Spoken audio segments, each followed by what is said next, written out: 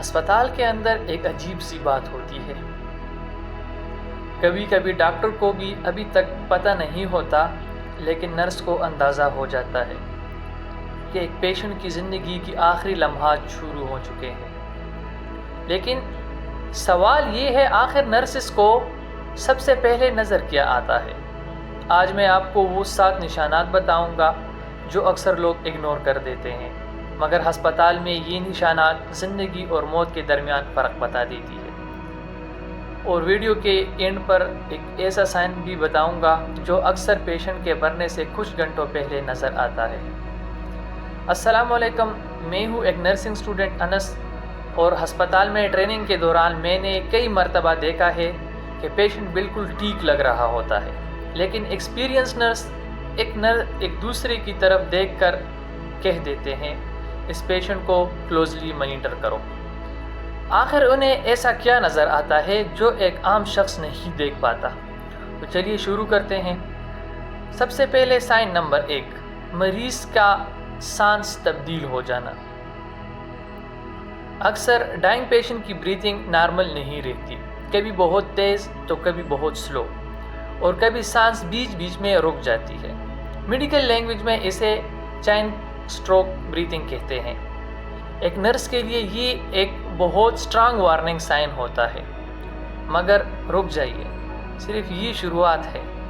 لیکن یہاں ایک سوال پیدا ہوتا ہے، اگر بریتھنگ کی ہی سائن ہے تو پھر ڈاکٹر سے پہلے نرسز کو کیسے پتہ چلتا ہے؟ اس کا جواب اگلے سائن میں دیتا ہوں.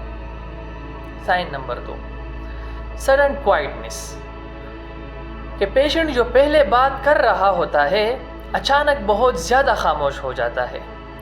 وہ کم بولتے ہیں، کم ریئیکٹ کرتے ہیں، اور اکثر دور کسی پوائنٹ پر کو دیکھتے رہتے ہیں. کہ نرسز نے آبزرو کیا ہے کہ یہ سٹیج اکثر زندگی کی آخری فیز میں آتا ہے.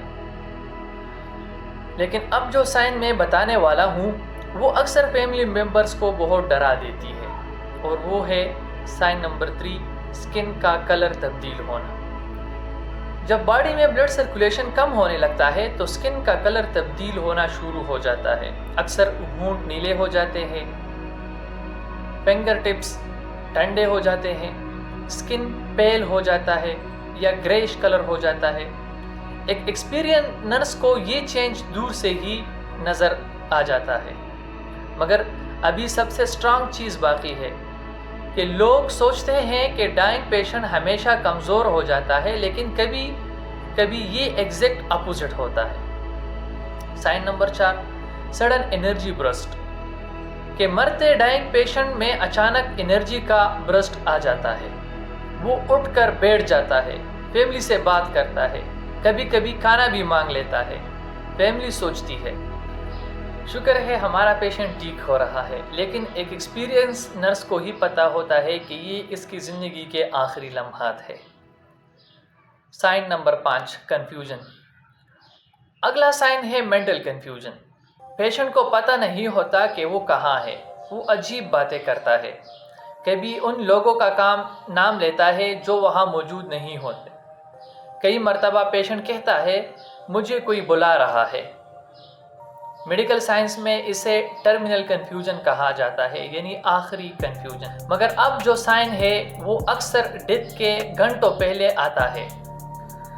اگر آپ ہاسپٹل میں کام کرتے ہیں تو آپ نے یہ ضرور سنا ہوگا. Sign number 6، the death rattle. اس سائن کو نرس ڈیتھ ریٹل کہتے ہیں. جب پیشنٹ کی تھروٹ میں سیکریشن جمع ہو جاتی ہے تو سانس کے ساتھ ایک گرگلنگ ساؤنڈ آتا ہے. فیملی کے لیے یہ ساؤنڈ بہت ڈسٹربنگ ہوتی ہے، مگر نرس جانتا ہے کہ یہ اکثر لائف کے آخری لمحات کا سگنل ہوتا ہے. Final sign, body temperature drop. آخری اور سب سے امپورٹنٹ سائن ہوتا ہے کہ جسم کا ٹمپریچر گر جاتا ہے.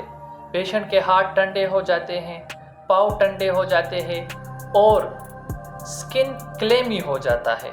یہ اس بات کا سگنل ہوتا ہے کہ باڈی کا سرکولیشن سلو ہو رہا ہے، اور اکثر اس سٹیج کے بعد زندگی کے لمحات بہت کم رہ جاتے ہیں.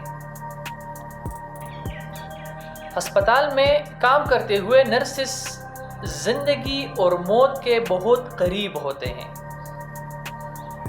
اور ان کے لیے صرف یہ میڈیکل سائنس نہیں ہوتے بلکہ ہر سائن کے پیچھے ایک انسان کی کہانی ہوتی ہے۔ اس لیے نرسز کی سب سے بڑی ذمہ داری ہوتی ہے کہ آخری لمحات میں پیشنٹ کو عزت، سکون اور کیئر دے دی جائے۔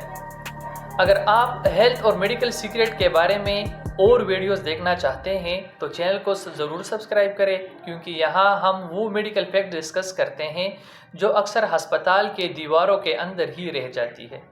والسلام۔